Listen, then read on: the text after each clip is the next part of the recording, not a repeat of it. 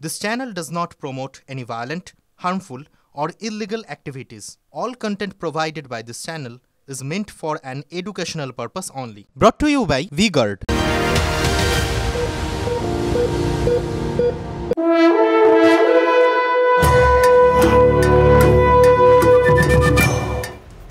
রচনা Bandyopadhyay recently Manjira আমরা দেখেছি তিনি প্রার্থী হওয়ার পর বারবার চর্চা শিরোনামে এসেছেন এবং আমরা দেখেছি মঞ্জিরা সোশ্যাল মিডিয়ায় লোকজন বলছে মিম নাম্বার 1 তাও রচনা বন্দ্যোপাধ্যায়কে কেন্দ্র করে। কিন্তু কেন মিম, কেন তার ব্যাখ্যা বোধহয় রচনা বন্দ্যোপাধ্যায় এবার নিজে দিয়েছেন। আমরা সেই ছবিটা আমাদের দর্শকদের দেখাই। পেছনে কারখানার চিমনি দেখতে পারবেন আপনারা, সামনে দাঁড়িয়ে রয়েছেন হলুদ পোশাকে রচনা বন্দ্যোপাধ্যায়, ধোঁয়া দেখাচ্ছেন। ধোঁয়া দেখিয়ে এবার রিল বানালেন হুগলির তৃণমূল প্রার্থী। এই উত্তরটা রচনা বন্দ্যোপাধ্যায় তাদের দিচ্ছেন যারা মিম বানিয়েছিলেন এতদিন ধরে রচনা বন্দ্যোপাধ্যায়ের একটি বক্তব্য নিয়ে। শোনাবো সেই বক্তব্য কি বলেছিলেন রচনা বন্দ্যোপাধ্যায়, তার আগে এই ছবিটা একবার দেখুন। এটা কিন্তু সিগারেট বিড়ি ধোঁয়া নয়, এটা হচ্ছে মেশিনের ধোঁয়া। আমাদের হুগলির ধোঁয়া, যে ধোঁয়া আমি সবসময় যাতায়াতের সময় দেখি, এটা হচ্ছে সেই ধোঁয়া। এটা কিন্তু সিগারেট বিড়ি ধোঁয়া নয়, এটা হচ্ছে মেশিনের ধোঁয়া। হলো এইবার কি বলবে সবাই? এই যে আমি বললাম যে আমি রাস্তায় যাওয়ার সময় ধোঁয়া দেখতে পেয়েছি, কি ভুলটা বলেছিলাম দেখলেন তো? এরপরে আরো অনেক দেখতে পাবেন রাস্তাঘাটে, আমার বলতে হবে না, আপনারাই দেখতে পাবেন। তাহলে ওই যে সবাই বলেছিলেন ওটা বিড়ির ধোঁয়া দেখেছে রচনা, ওটা বিড়ির ধোঁয়া কি কিসের ধোঁয়া, এবার আপনারা বিচার করুন সেটা কিসের ধোঁয়া। তাহলে আমি কি ভুলটা বললাম এবং প্রতি মুহূর্তে আপনারা বুঝতে পারবেন। এই সিঙ্গুরের যে কথাটা বলেছিলাম যে ঘাস পালা সবুজায়ন, আমরা সবাই সবুজায়নে বিশ্বাসী। তা আজকে সিঙ্গুরের জমি এত উর্বর জমি, সেটা নিয়ে আমি বলেছিলাম, এবার সেটাও আপনারা জানতে পারবেন। রচনা বন্দ্যোপাধ্যায় উত্তর দিলেন তার মিমের মাধ্যমে ধোঁয়া দেখিয়ে।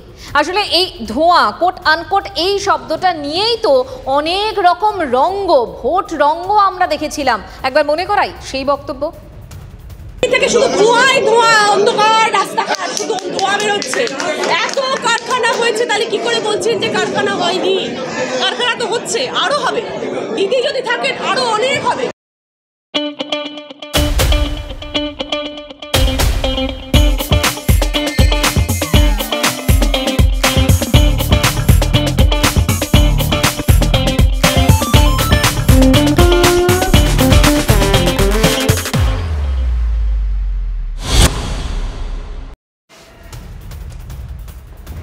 আর অবশ্যই রচনা বন্দ্যোপাধ্যায় যখন এই বক্তব্য রেখেছিলেন জানিয়ে মিমের পর মিম হয়েছে, তারপর রচনা বন্দ্যোপাধ্যায় পাল্টা রিল বানালেন, দেখিয়ে ধোঁয়া বললেন এটা সিগারেটের নয়, বিড়ির নয়, এটা কারখানায় আমাদের হুগলির ধোঁয়া। তা নিয়ে রাজনৈতিক হাতিয়ার এই বক্তব্যকে রচনা বন্দ্যোপাধ্যায় তখনও করেছিল বিরোধীরা, এখনও করছে। পাল্টা কি বলছেন লকেট চট্টোপাধ্যায়, তার কেন্দ্রের প্রতিদ্বন্দ্বী, শুনবো। ঠিক আছে, উনি যেটা বলছেন বলুক, আমি আমার কাজ করে যাচ্ছি। মানুষ জানে যে কোনো কিচ্ছু হয়নি, সিঙ্গুরের কৃষকরা কাঁদছে, কোন রকম সিঙ্গুরে বুলডোজার দিয়ে মানে টাটাকে উঠিয়ে দেওয়া হয়েছে। মানে আমি যদি ধোঁয়া দেখলেই বলি এই তো ধোঁয়া, এই তো কারখানা, আমি কিছু বলবো না। উনি ওনার প্রচার করছে, করুক বাস।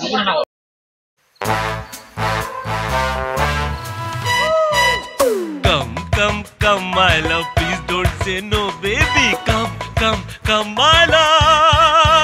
V-Guard-এর air coolers extra large cooling pads সহ যা বড় বড় মহারথীকেও ঠান্ডা করে দেয়। V-Guard air coolers, long lasting cooling. পরের খবরে আসি।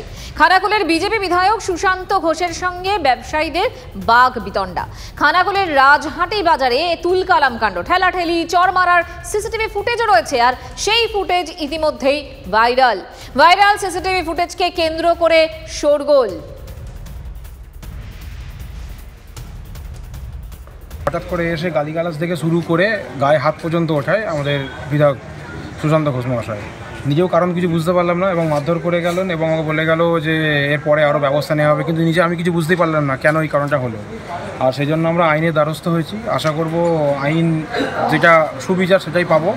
তারা এটাও জানাচ্ছি ছি বিজেপি ছি, যে এরা রাজনৈতিকভাবে এতটাই দেউলিয়া হয়ে গেছে, নির্বাচনী আচারবিধি চালু আছে, সেখানে গিয়ে একটা বিধায়ক একজন ব্যবসায়ীকে বেধারক মারধর করছে এবং দুজন পিএইচি কর্মীকে মারধর করছে। এবার ভাবুন খানাকুলে সাধারণ মানুষ কেমন আছে।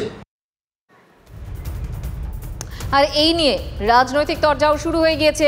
সুকান্ত মজুমদার তিনি কি বলছেন শুনবো, একই সঙ্গে রাজ্যের মন্ত্রী ফেরহাদ হাকিমের বক্তব্য শুনবো।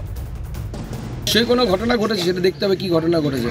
সে হয়তো বসে ওখানে দলদাসের মতো আচরণ করছিল, তো দলদাসের মতো আচরণ করলে মারি খাবে, নিরপেক্ষ ভূমিকা পালন করলে ফুল পাবে। আসলে গুন্ডা বলতে বিজেপি, গুন্ডামি বলতে বিজেপি, সন্ত্রাসবাদী বলতে বিজেপি। তাই এদের কাজ হচ্ছে কেন্দ্রীয় বাহিনী নিয়ে অত্যাচার করা, বিভিন্ন জায়গায় ভয় দেখানো, এবং এত কেন্দ্রীয় বাহিনী যেটা আসছে, নির্বাচন কমিশন পাঠাচ্ছেন, অমিত শাহর কেন্দ্রীয় বাহিনী, তারাও মানুষকে ভয় দেখাতেই আসছে, কিন্তু বাংলার মানুষ ভয় পায় না। Brought to you by V-Guard.